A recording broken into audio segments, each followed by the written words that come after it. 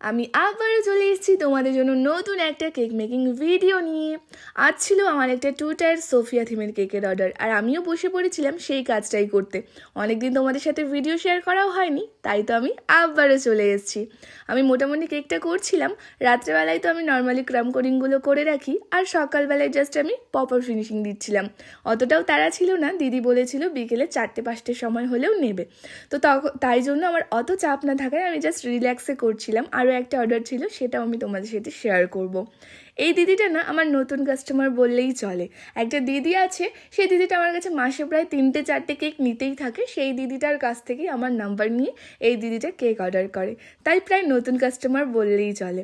আমার না একটা জিনিস খুব ভালো লাগে, যখন আমার কাছে কেউ ফেসবুক থেকে কেক নেয়, তো ফেসবুক থেকে কেক নেওয়ার পর ওই দিদিটা যখন আমার কাছে আবারও রিপিট আসে যে আমার কেক লাগবে বা কিছু, তখন আমার মনটা শান্তি পায় যে আমি এখন একটা জায়গায় দাঁড়িয়ে গেছি যে আমার কেক লোকের এতটা ভালো লাগছে। একবার নেওয়ার পরে কাস্টমার আমার কাছে রিপিট আসছে, তো এই জিনিসটা আমার খুব ভালো লাগে।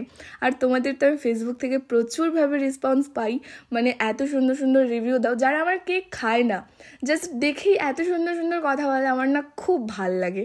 তো রিসেন্টলি একটা দিদি আমার কাছে ফেসবুক থেকে কেক নিয়েছে। একটা না, অনেক দিদি নিয়ে থাকে, কিন্তু সেই দিদির রিভিউটা জাস্ট অসাধারণ ছিল। আমি এই ভিডিওতে নাম বলবো না, কিন্তু নেক্সট ভিডিও থেকে আমি অবশ্যই তোমাদেরকে শর্ট আউট দেওয়ার চেষ্টা করব। তো এই তো গল্প করতে করতে আমার কেক প্রায় রেডি হয়ে এসেছে। এই রোজগুলো বসাতে না আমার প্রচুর স্ট্রাগল করতে হয়েছে এই কেকটার সাথে। তোমাদের কেকের ডিজাইনটা কেমন লাগলো অবশ্যই কিন্তু আমাকে জানাবে। এই সোফিয়া থিমের কেকটা বলতে গেলে আমি ফার্স্ট টাইমই করেছি। একটা দিদি করেছিল, সেই দিদিটারই ছবি আমাকে দিদিটা পাঠিয়েছিল, আর আমি সেটাই রিক্রিয়েট করেছি। এই হচ্ছে কেকের ফাইনাল লুক। তোমাদের কেমন লেগেছে অবশ্যই কমেন্টে জানিও। তারপরে আরেকটা কেকেরও অর্ডার ছিল, আমি সেটাও কমপ্লিট করতে বসে পড়ি। এই কেকের অর্ডার দিয়েছিল আমাকে আমার দাদা। তো দাদা কোনো কিছুই বলেনি যে কেমন করবি বা কী করবি, বলেছিল ছেলের বার্থডে, তুই যা ইচ্ছা কেকের সাথে কর, তোর কেক আমার এমনিতে ভালো লাগে, তুই জাস্ট যা করবি কর উপরে। এবার যখন কোনো কাস্টমার আমাকে এরম করে বলে, আমার আর কি করার থাকে, সেটাকে নিয়ে তো একটু ছেড়খানি করতেই হবে।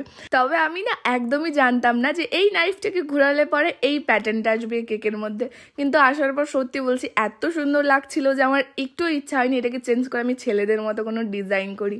জাস্ট এই পান্ডা স্টিকারটা দিয়ে নর্মালি কমপ্লিট করেছিলাম। আর না, আমাদের এই বেকারসদের কাছে যখনই আসে এই ছেলেদের কেকের ডিজাইন, তখন আসে আমাদের মনের মধ্যে সবচেয়ে বড় টেনশন, কারণ ছেলেদের ওরকম কেকের ডিজাইন নেই ভাই। যাই হোক, গল্প করতে করতে পপার ফিনিশিং ডান হয়ে যায়।